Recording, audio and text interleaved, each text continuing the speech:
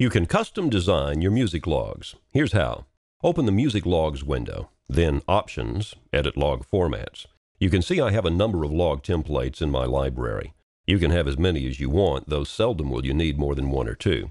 You can have a basic print-to-paper log. You can have Music One print that, or you can make it a print-to-file, then open and print it with a word processor. And if you want to post your playlist on your website, a print-to-file log format can be designed to the specific needs of your webmaster. The default log appears here. This is the one that will be used whenever you give the print command. To change it, select a different log name and click the default button.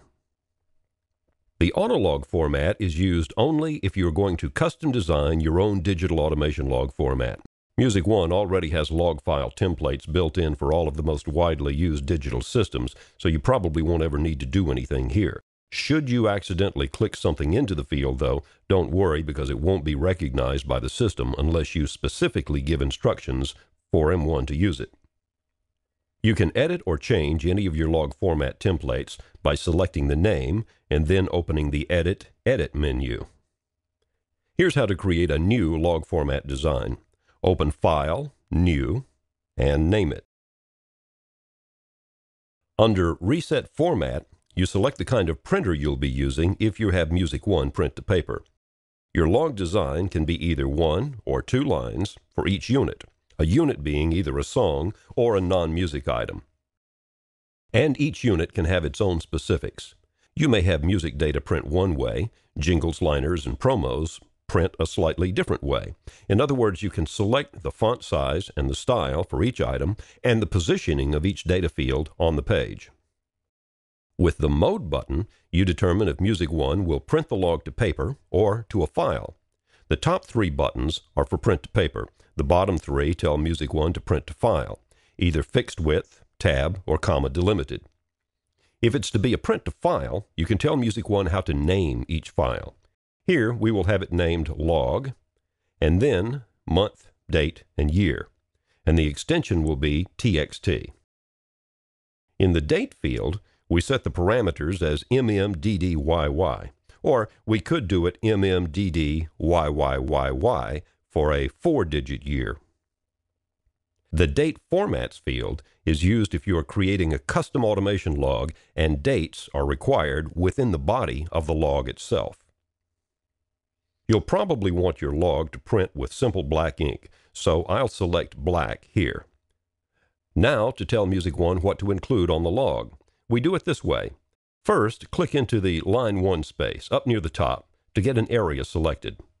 Open this drop-down menu, and you'll find every field of data available on your song cards. Let's add start time, and artist and title.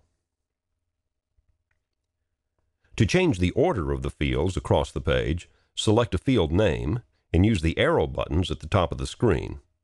I want the start time to be in the left column, then the title, and then the artist. When a field is selected, I can format it to print in bold and/or italic, and if I'm printing in color, I click the color box and select the color of the text for that field. The column box is important. In this box, we tell each field where to print across the page. So if I select Start Time and enter 5 in the column field, then the start times for each song will be indented 5 spaces from the left margin. I'll tell the title to begin printing at column 15 and artist to start printing at line 45. Some fields will have options for printing in different styles. For example, song ending can be printed as either cold or fade, C or F, or in seconds.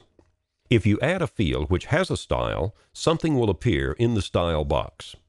Start time has a style. We can have it print on the page as MM for minutes, minutes with a colon, minutes and seconds, hours and minutes, or hours, minutes, and seconds. Or we can have it print in 24-hour format. In that case, military time is used, and 1 p.m. becomes 1300 hours on the log. If you have song, artist, and log notes, the print formats for those fields are set in these 2 boxes. Vertical spacing allows you to add a little bit of white space between each line of data on the printed page that Music One prints. That gives a bit of separation and makes the printed lines a little bit easier on the eyes. After you've set the format for your songs, click the Non-Music button and do the same for your non-music items. If you're designing a custom automation log, you may need to set a format for your spot breaks too. With this one, you can tell Music One to print specific command lines that would be required by your digital automation system in order to properly merge the advertising log with the music log. Now, if you're importing commercials into Music One and you want to print one fully merged log each day and have all the advertisements on the pages with the music, in that case you'll design a print format for your commercials. You can use either one of these two, but not both. The macro set command is being phased out, so there's no need to talk about that one now. You'll probably need to experiment with your log design and make some adjustments, so we have a way to print a single page from this window. Select an hour to print, and then click the Test button. Music One will print that one page, and you can examine it, and then make adjustments to print another test until you get it just the way you want it. When you're satisfied, click OK. Then click the Set button in the default box to tell Music One to use this log template for printing.